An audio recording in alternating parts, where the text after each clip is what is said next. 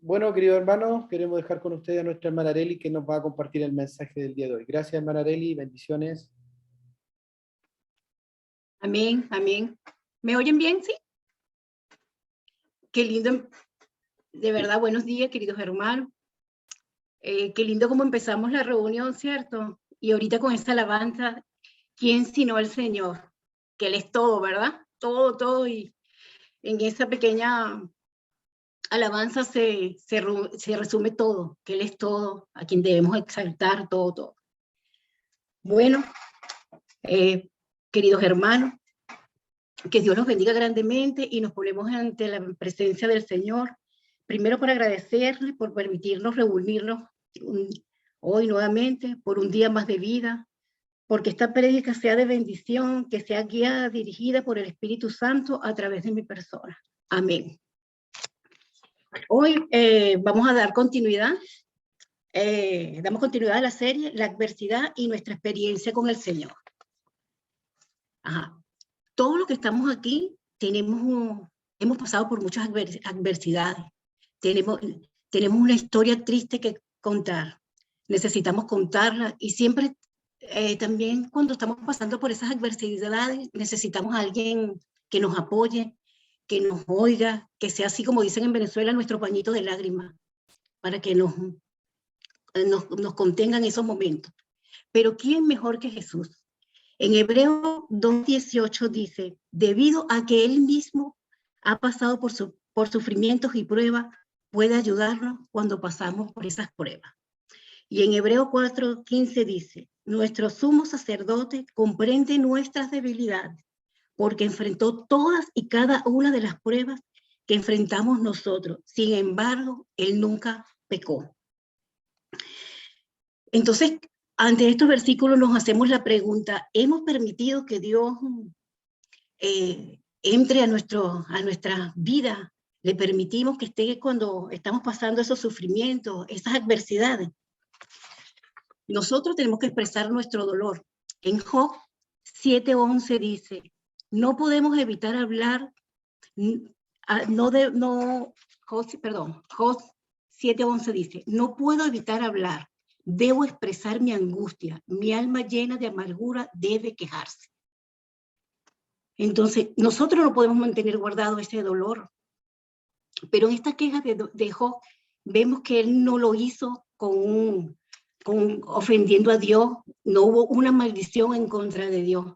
Por eso que Dios dice, acepta esa queja de Job, porque viene de un corazón dolido, pero honesto, y eso es lo que Dios quiere. Él no quiere que nosotros no expresemos nuestro dolor, que seamos sinceros, y bueno, y había mucha amargura en Job, y él dice, debo quejarme, debo expresar mi angustia, pero siempre y cuando no ofendamos a Dios, siempre que exista ese respeto hacia Dios, Él siempre nos va a entender y va a aceptar esas quejas, porque viene de un corazón honesto.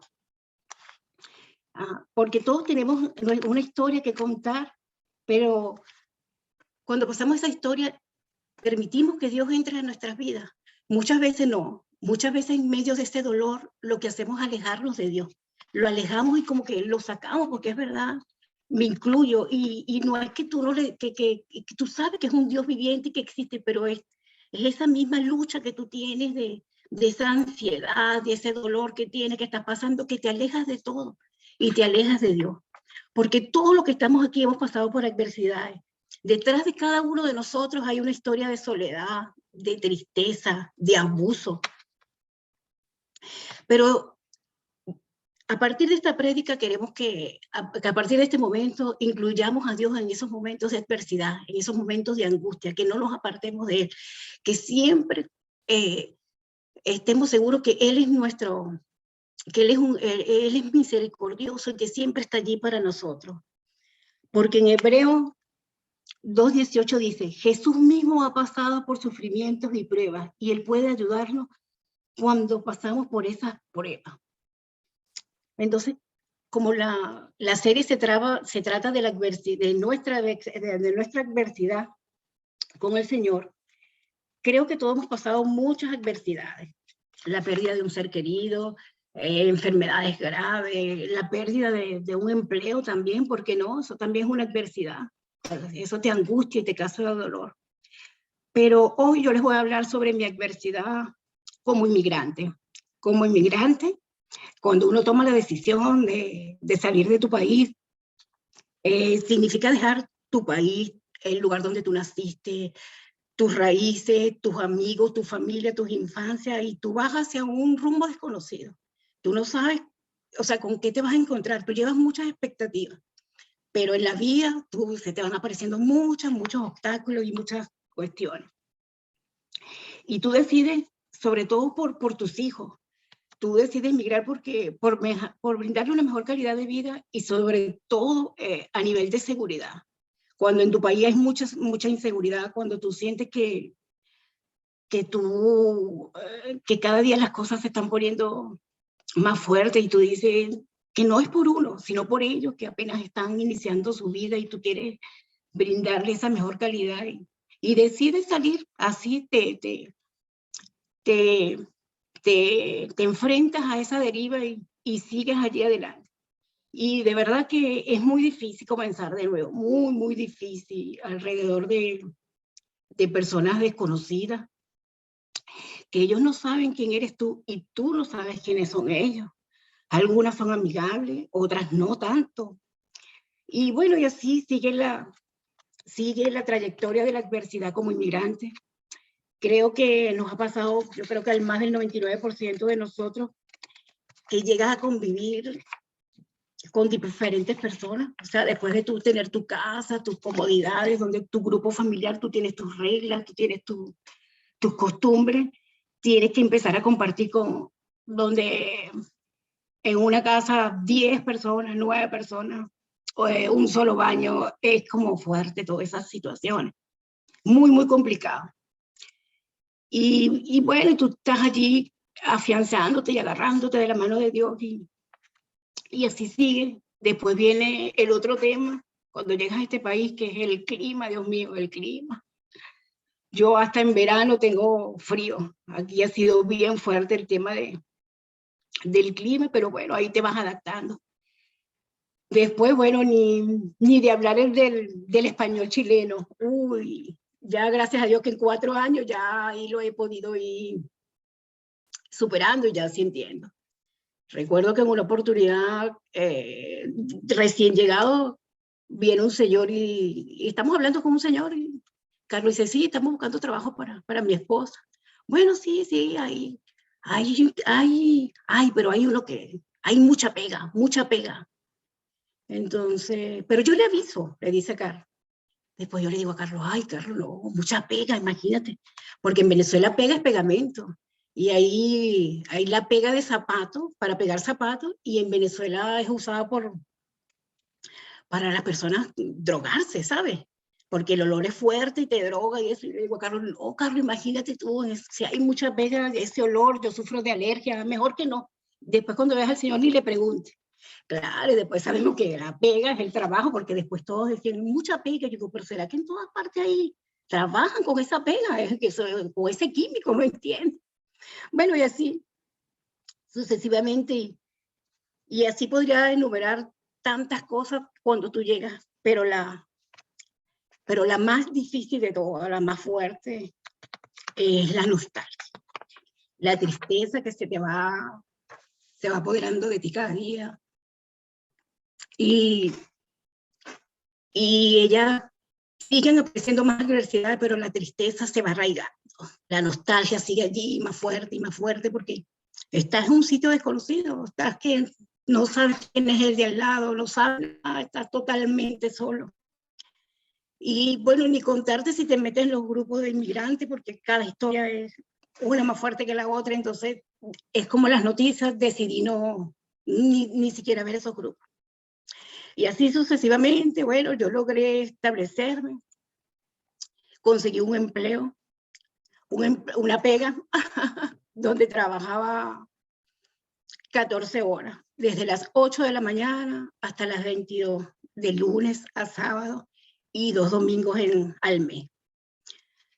Todas esas horas sin mis hijos. después que tú vienes acostumbrada, que tú vas a buscar de tu colegio y en la tarde estás con ellos, tú le revisas las tareas y todo.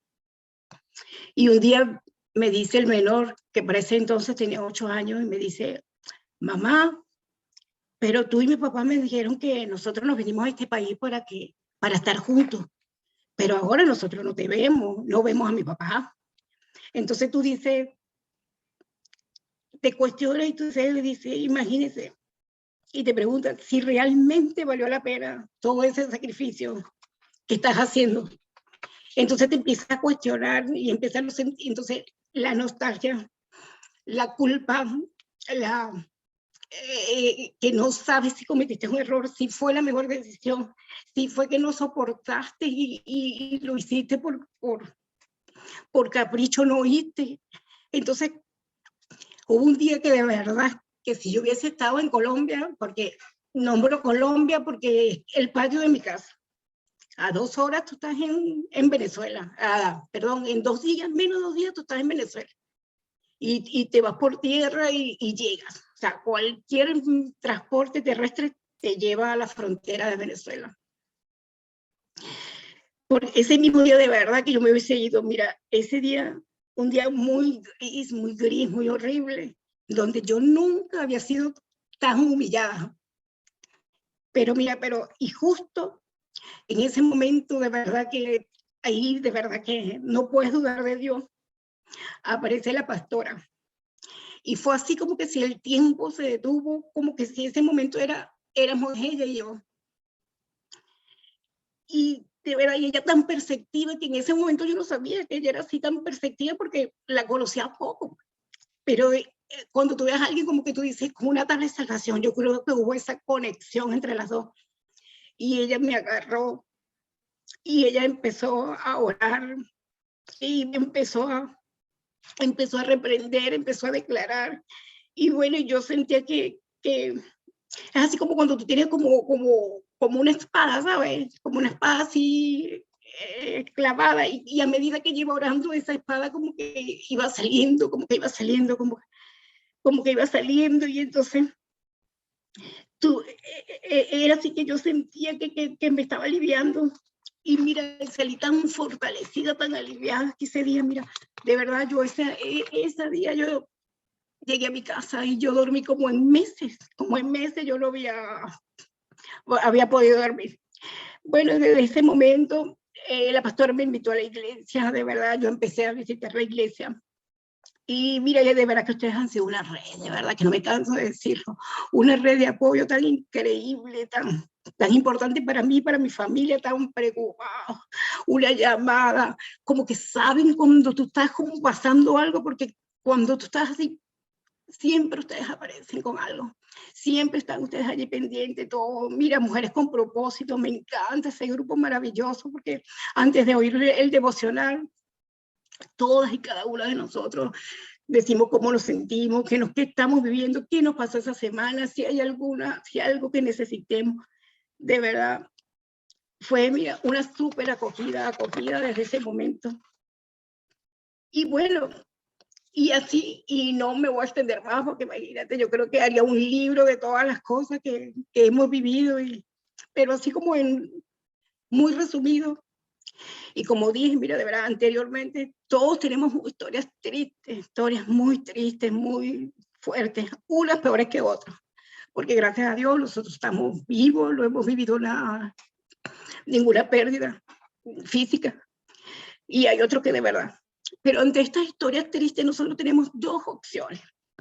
Una, la primera, es permitir que ese dolor acabe con nosotros y digas, no los voy a perdonar, no merecen ser perdonados, porque yo bastante lo dije. Y hablaba del dolor, de la rabia. Y yo decía, no, pero eso me estaba amargando. Llevaba una vida miserable, era horrible lo que yo sentía.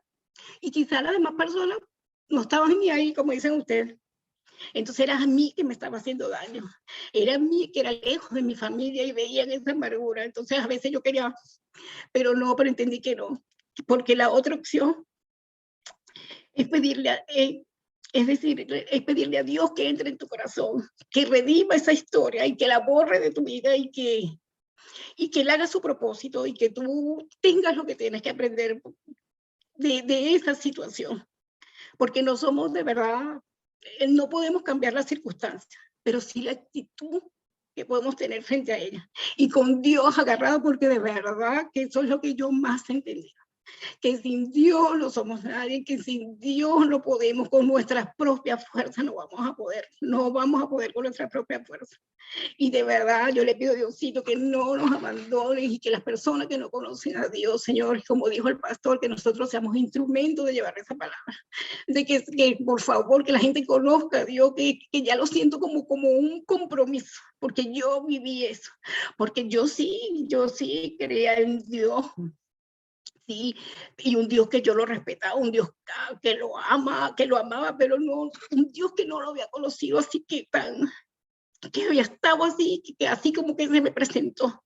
Porque a veces la gente dice, no, Dios no me habla, Dios, pero yo lo sé, porque a veces la gente será que quiere que Dios te hable, así que tú oigas la voz, no, pero Dios te habla a través de una alabanza, a través de un mensaje, vas caminando y ves algo y ahí te está hablando Dios. Lo que tenemos que estar es perceptivos.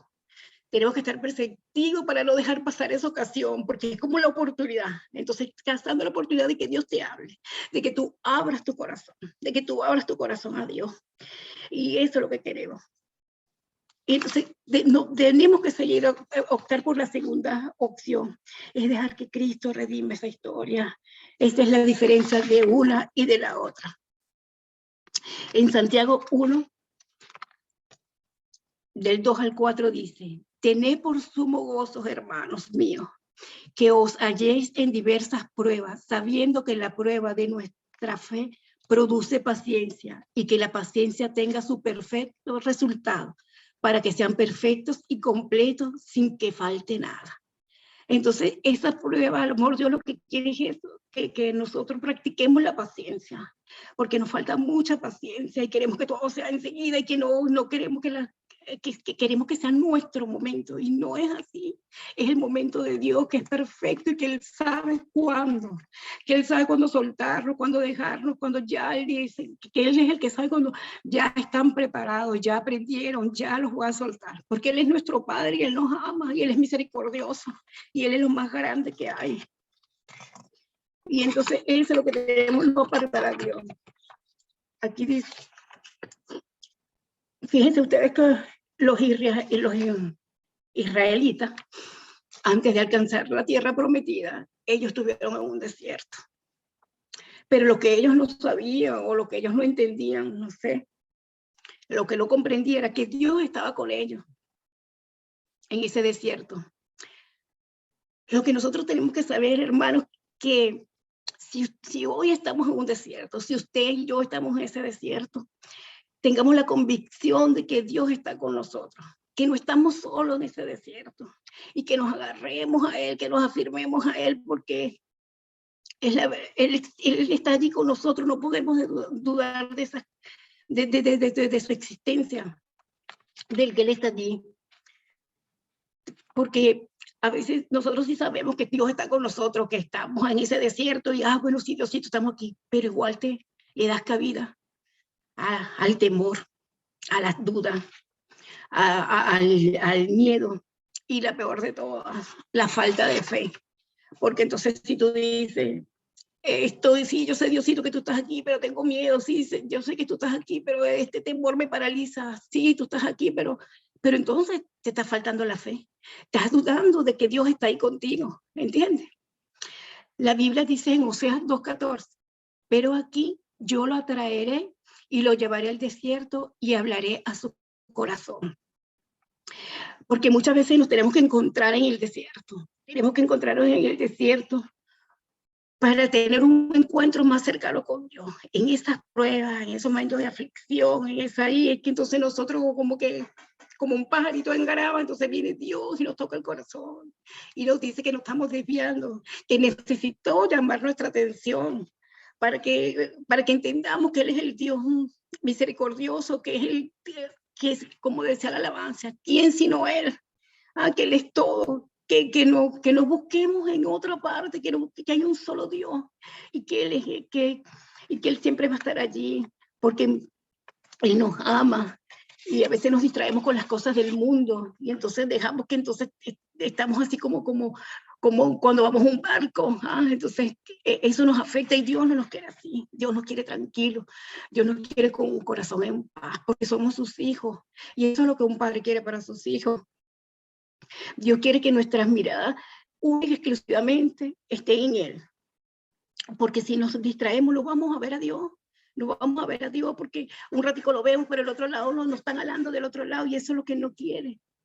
Porque él no solo nos llamó en el desierto para un encuentro, sino que también quiere mirarnos a los ojos, quiere que sintamos su presencia, porque Él es el Dios que te ve, Él es el Dios que te conoce, Él es el Dios que conoce tu dolor, es el Dios que conoce tus lágrimas, tu llanto, tus necesidades. Él es el que conoce tu corazón, nadie más que Él. A Él tú no lo puedes engañar. Él sabe tu necesidad, Él sabe las noches sin dormir, Él sabe todo lo que tú estás pasando, toda esa tristeza. Él conoce tus oraciones. Y no es solo que eso, es el Dios que te protege, es el Dios que te cuida, es el Dios que te protege, porque Él te ama, porque Él te ama. En Filipenses 4:4 dice, regocijaos en el Señor siempre. Otra vez digo, regocijaos. En Romanos 8:35 dice, ¿quién nos separa del amor de Cristo? ¿Tribulación, angustia, persecución, hambre, desnudez, peligro o espada? No permitamos que eso nos separe de Dios. Lo permitamos. Porque Él nos ama, Él nos cuida. No lo permitamos, pero no lo digamos así como que de la boca hacia afuera. Vamos a hacerlo parte de nosotros y que cuando salgamos de esta prédica digamos, es verdad, Dios nos ama, no permitamos que ninguna de esas cosas del mundo nos aparte de Él, porque tenemos que salir fortalecidos hoy de aquí para cada una de las adversidades que nos presente la vida, ya sea cualquiera como las que yo le nombré antes. Quizás se preguntarán, he estado en este desierto, pero no pasa nada. Pasa el tiempo y no pasa nada. Han pasado 4 años, porque me lo pregunto, y no ha pasado nada. Pero hoy quiero que sepan, hermanos, hoy quiero que sepas, esposo, tú que estás allí, óyeme, Carlos, que eso no significa que Dios no esté con nosotros, que eso no significa que Dios no nos abandonó, que Dios nos ha abandonado. Que no se haya hecho el milagro es porque Él tiene un plan perfecto para cada uno de nosotros. Y hasta que Él no lo cumpla, y hasta que Él no lo lleve a cabo, hasta que no finalice su obra, no quedará en paz. Aferrémonos a esa palabra, Señor. Aférrate a esa palabra, Carlos. Que de verdad que sepa que Dios, aparte de tu corazón, las dudas que a veces tienes hacia Él.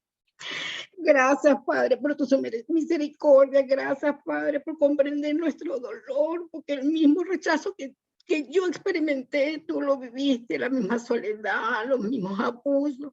Por eso, Señor, hoy quiero que permanezcas en mí. Yo quiero pedirte perdón cuando no he incluido, tú te has incluido en mis capítulos tristes de mi vida.